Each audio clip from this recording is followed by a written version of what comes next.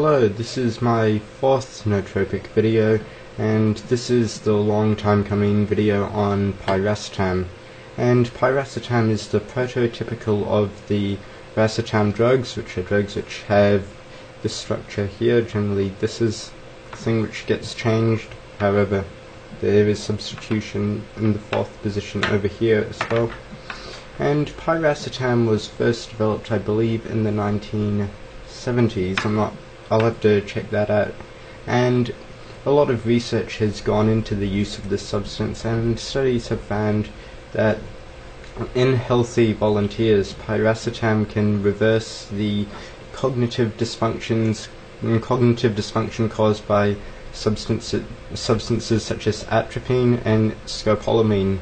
And those substances are deliriant substances, so they completely detach someone from their sort of surroundings and completely inhibit one's problem solving and general short-term memory and cognitive skills. And drugs like atropine do this by blocking the acetylcholine receptor. So what Piracetam does is it enhances the activity of acetylcholine and glutamate, and these two neurotransmitters, both of which are excitatory, are used in memory and learning. So enhancing the activity of them in theory would enhance the activity generally in the brain and thus facilitate learning and memory.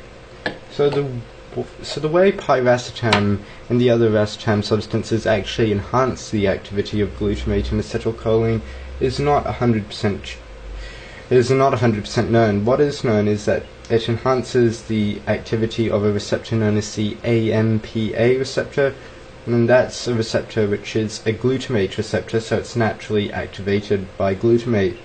But it's differentiated from other glutamate receptors because it's sensitive to this compound here, which is known as AMPA, which the name comes from amino-methyl, so the aminos here, methyl, and then propanoic acid, which is here, and you've got this ring there. There's another type of glutamate receptors known as the NMDA receptors, and they're a bit different. They naturally are activated by glutamate, but they can be activated by NMDA, whereas these type can be activated by AMPA. So in terms of the actual effects of Piracetam itself, sadly I didn't really get to try the full effects of it, as I only took it for a short period of time. However, it was very interesting.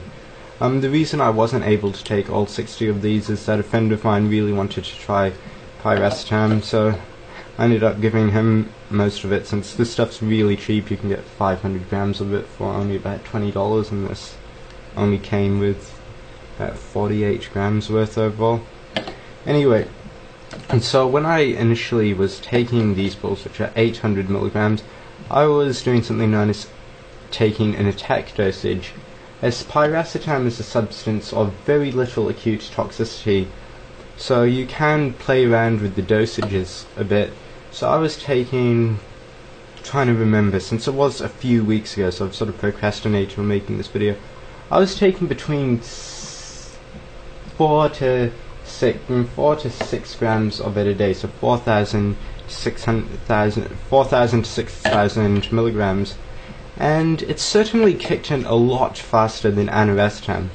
Piracetam I couldn't really feel anything at all for 2 weeks, whereas with Piracetam, stimulant effects became quite obvious very quickly. These general symptoms of central nervous system excitation were much more prominent with Piracetam, and that sort of manifested itself as just sort of increased feeling of mental energy, and it definitely affected the sleep a lot, like being able to stay up a lot longer, and then just a general feeling of thoughts racing, and then lots of energy, wanting to get things, wanting to write things down, and all sorts. So that it almost resembled amphetamines in that respect. However, there was kind of an undertone of unpleasantness with Piracetam, just I think being sort of over-energized So that is something you'd want to watch out for, especially if you're prone to things like bipolar disorder. You definitely want to be careful with Piracetam. There's always a case on a forum where the exact details of which are still very prone to speculation, where this member known as Isochroma was taking upwards of like 60 grams of Piracetam a day or some other absurd amount and ended up having a lot of trouble, basically went insane. So just because something's non-toxic doesn't necessarily mean it's a good idea to take like 20 times more than what's recommended over a long period of time. And so I did think that it certainly had rapidly acting nootropic effects, and I based this on just general increased wit, sort of executive function, concentration, and in terms of the actual performance things, I think I did perform the stroke test, or however it's pronounced, which I'll be talking about more in another video, where you have to click on what the name of the color is, what the color of the word is, and the word would be like red. It would be the word red in green, and you end up getting confused. So it's just testing your executive function, testing how you can suppress the automatic response.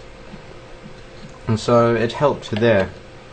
In terms of the other nootropics which Piracetam is related to for comparison, here's the sort of skeleton. Well, here's Piracetam, which is the skeleton of the Racetam drugs.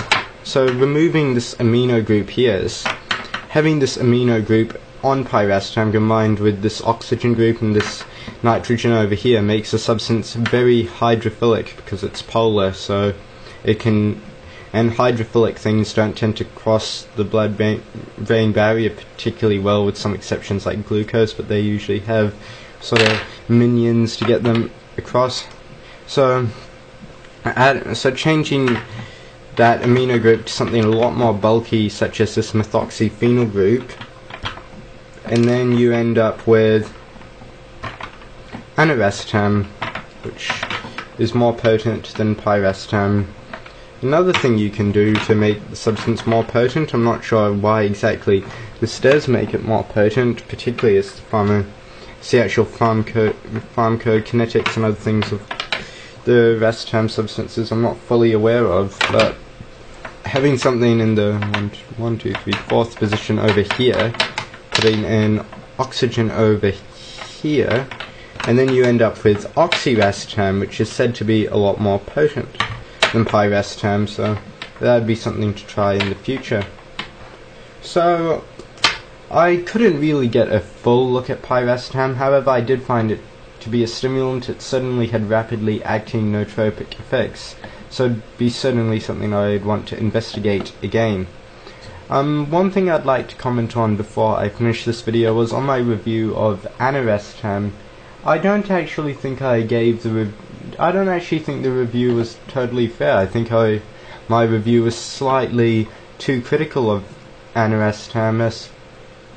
Although, it's not going to be some sort of miracle substance which is going to turn some sort of derp into a polymath genius overnight, it certainly did have some demonstrable, I think actually, reflecting back, looking through my writing and before I was on Phenyl-GABAaminobutyric and after that, it did have a demonstrable nootropic effect. And so if you just want to get that sort of slight improvement, particularly in just how seamless and naturally your sentences flow together, then Phenyl-GABAaminobutyric would be something to look at. In terms of memory, I think both of these substances did have a good effect on memory. Unlike Phenyl-GABAaminobutyric, in which I had difficulty actually remembering the stuff I did while on Phenyl-GABAaminobutyric, while being able to recall things in the past very well. On Piracetam, thinking back now, even all of the stuff, like just my general days where I was taking Piracetam, even if they were totally mundane, even though most of the days were totally mundane, I still remember them in like clear detail from almost 3 weeks on. So I'm not sure if it's just because of the salience of the fact that I was taking Piracetam, so to be on the lookout for things and that made me remember things better, but I think there was some memory enhancement there. So overall I'd give Piracetam maybe just based on this preliminary sort of look at it, maybe 8 out of 10. I definitely want to do some more investigation into it, so I'll probably be ordering it in padded form. Just before I finish the video, in terms of the legality of Piracetam, is that in many jurisdictions such as Australia and annoyingly New Zealand, Piracetam is actually considered prescription-only medicine. So although it's not something which is strictly controlled, it was something which was just added into the prescription schedule about 11 years ago just because it was considered new, and then it's basically been forgotten about.